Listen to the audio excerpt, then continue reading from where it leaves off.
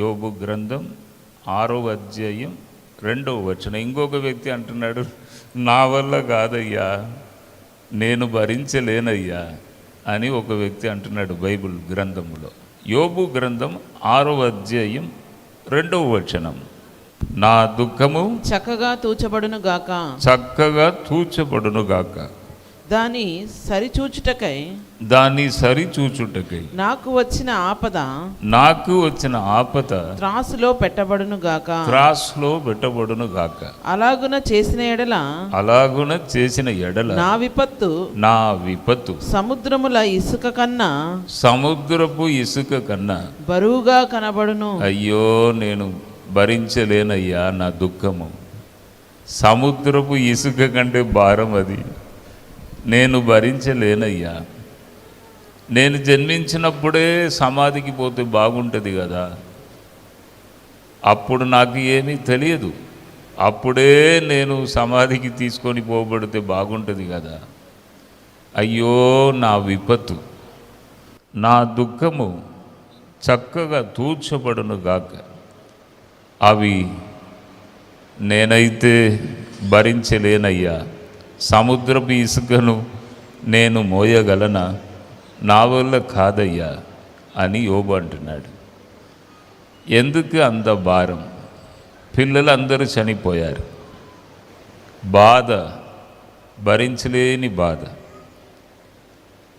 ఒక మరణము కాదు, 2 మరణం కాదు, 10 మంది పిల్లలు, అందరూ చనిపోయారు. ఏదో ఒక్కరు ఉన్నా కొద్దిగా నెమ్మది ఉంటుంది, అందరూ చనిపోయారు.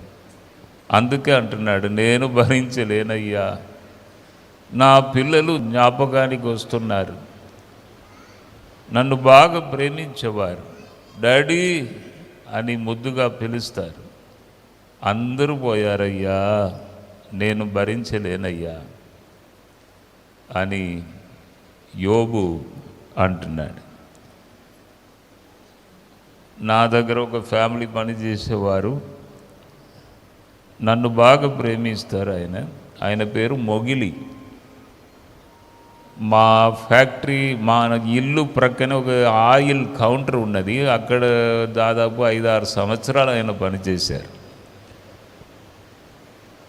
ఎప్పుడు మొగిలి అని పిలిస్తే సార్ అంటాడు, వెంటనే మొగిలి అంటే సార్ అంటాడు.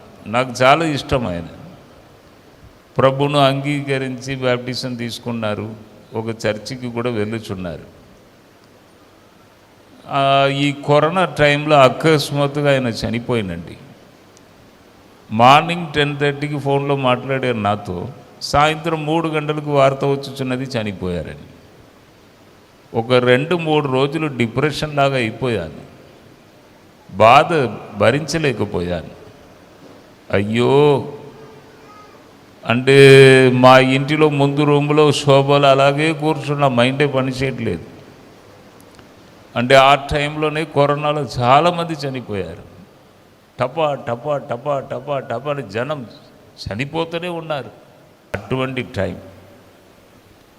సరే, ఇప్పుడు ఆయన చనిపోయారు అంటే 2 ఇయర్స్ అయింది. కొద్దిగా కుటుంబ వారు కోలుకుంటే 2 కొడుకులు, 1 కొడుకు మొన్న క్యాన్సర్లో చనిపోయింది.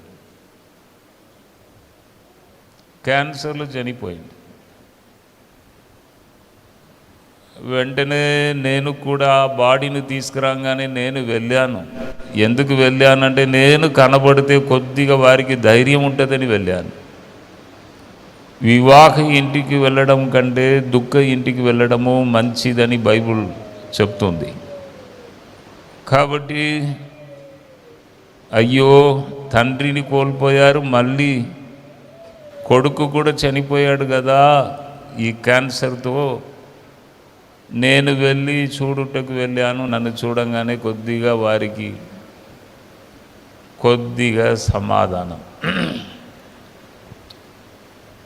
అంటే కొన్ని మాటలు చెప్పాను, ప్రార్థన చేశాను. మళ్ళీ జ్ఞాపకార్థ కూడిక పెట్టినప్పుడు కూడా ఫోన్ చేశారు, మళ్ళీ కూడా నేను వెళ్ళాను. మళ్ళీ కూర్చున్నాను. 1 గంట సేపు అక్కడ కూర్చున్నాను వారి ఇంటిలో.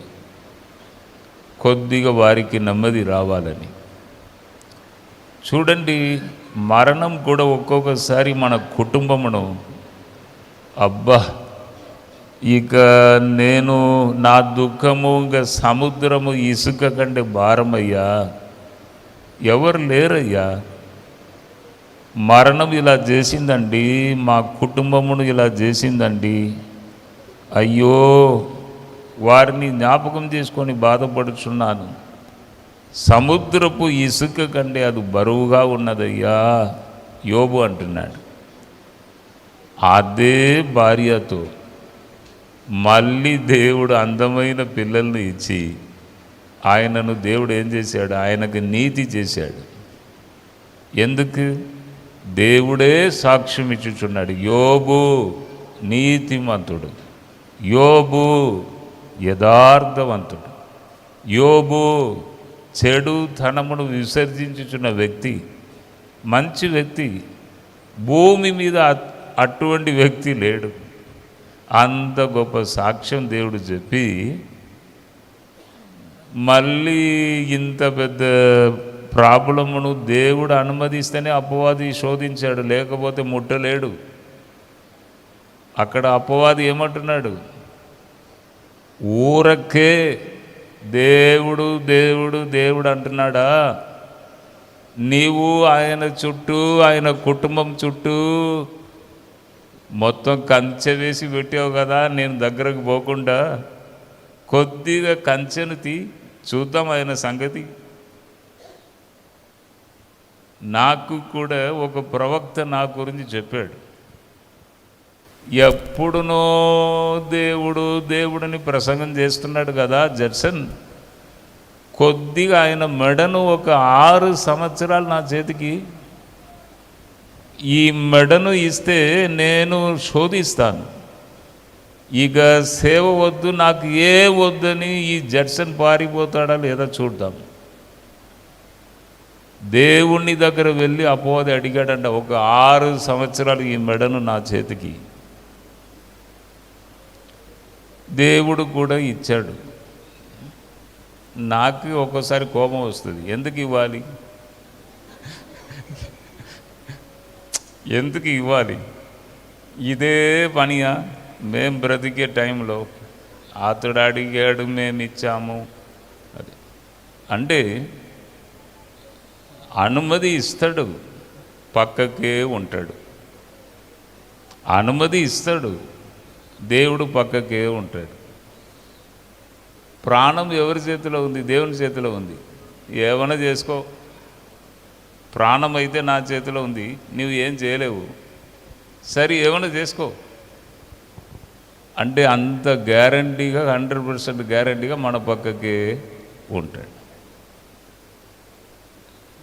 అవును, ఇప్పుడు నాకు కూడా అలా ఒక ప్రవక్త అలా చెప్తున్నాడు నా విషయంలో. మొన్న ప్రార్థన చేసినప్పుడు ఇలా అంటున్నారు, అపవాది 7 సంవత్సరాలు అడిగాడు, 6 సంవత్సరాలు అయిపోయింది, ఇంక 1 సంవత్సరం ఉంది, ఆ తర్వాత మళ్ళీ లక్షల ప్రజలు నీ సభలో కూడుతారు అంటున్నారు. మళ్ళీ గొప్ప జన సమూహంలో నీవు చూస్తావు, దేవుడు మంచిగా వాడుకుంటాడు. అవును, కంచెను కొద్దిగా తీస్తే నేను చూస్తాను. ఎంత మంచిగా మాట్లాడుతున్నాడు. మీ అందరి చుట్టూ కంచె ఉన్నది, మీ అందరి చుట్టూ. ఎందుకంటే దేవుణ్ణి నమ్ముచున్న బిడ్డలు, దేవుణ్ణి వెతుకుచున్న బిడ్డలు, యాకోబు సంతతి, యాకోబు వ్యతిరేకమైన మంత్రాలు లేవు, చేతబడి లేదు. ఎవరైనా మీకు మంత్రాలు చేస్తే ఆయన అవుట్ అయిపోతాడు, అదే ప్రాఫెసీ. ఎవరైనా దేవుని బిడ్డలకు ఏదైనా చేస్తే కథమే. నీ బిడ్డను నీ కొడుకును ఎవరైనా ముట్టుకోవటానికి మీరు అనుమతి ఇస్తారా? దేవుడు అంటున్నాడు, ఇజ్రాయేలు నా బిడ్డలు, నేను కుణుకను నిద్రపోను, నా కన్ను గుడ్డును ముట్టినట్టే మిమ్మును ముట్టితే. అంత గొప్ప వాగ్దానములు ఉన్నవి. కాబట్టి కంచె కొద్దిగా తీస్తే నేను ఎవరో చూపిస్తా అంటాడు అపోవాది. కానీ అదే భార్యతో మళ్ళీ పిల్లలు, అందమైన పిల్లలు, దేశంలో అటువంటి అందమైన పిల్లలు లేరంట. మళ్ళీ దేవుడు ఇచ్చి అన్ని రెండంతలుగా మళ్ళీ ఇచ్చి గొప్పగా ఆయన దీవించాడు. ఆ తర్వాత కంచెను ఎన్ని రెట్లు పెంచాడో ఆ తర్వాత. అవును అవును.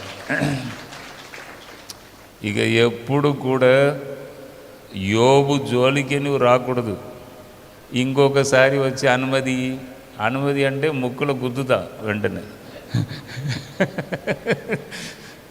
ఒకసారి ఇచ్చాను, ఇక అయిపోయింది కదా, చూసుకున్నావు కదా, ఎన్ని కష్టాలు వచ్చినా నా కుమారుడు ఎలా ఉన్నాడు చూసినావు కదా, ఇంకా మళ్ళీ వచ్చి అంటే ఇంకా దానికి భయంకరంగా ఉంటుంది అని చెప్పి మంచిగా పెంచి కంచెను బాగా పెంచి దగ్గర కూడా రావద్దు, ఇంకొకసారి చూడవద్దు, నా కుమారుని పక్కకే నువ్వు ఈ సైడే చూడవద్దు అని ఎంత కంచెను ఆయన స్ట్రాంగ్ చేశాడో. అవును. కాబట్టి శోధన అనేది కొంతకాలమే. తర్వాత మనకు మంచి దినాలు, సంతోషమైన దినాలు దేవుడు తప్పకుండా మనకి ఇస్తాడండి. కాబట్టి ఈ దినము 3 విషయాలు చెప్పాను. కయ్యూను, నేను భరించలేను దేవా అంటున్నాడు. సెకండ్, లోతు, నేను అక్కడికి వెళ్ళలేను, నేను ఈ చిన్న గ్రామానికి అక్కడికి వెళుతాను. అప్పుడు కూడా దేవుడు సరి అన్నాడు. తరువాత యోబు. ఈ ముగ్గురిని మనం చూసాం. ధైర్యం తెచ్చుకొని ప్రభు కొరకు మంచి సాక్షిగా బ్రతకాలి. విశ్వాసములు ఎప్పుడు వెనుకకు పోవద్దు. ప్రభు కొరకు గట్టిగా నిలబడాలి, సాక్షిగా నిలబడాలి, ప్రార్థించాలి, వాక్యం చదవాలి. గొప్ప సాక్షులుగా ప్రభు కొరకు మీరు నిలబడాలండి. హాయ్, ఈ వీడియో ద్వారా మీరు దీవించబడినట్లయితే మరి తప్పకుండా లైక్ చేయండి. తెలిసిన వారికి ఈ వీడియోని షేర్ చేయడానికి మర్చిపోకండి. ఇంకా మరి వీడియోల కొరకు సబ్స్క్రైబ్ చేయడానికి మర్చిపోకండి. ప్రభు మిమ్మల్ని దీవించును గాక. See you soon.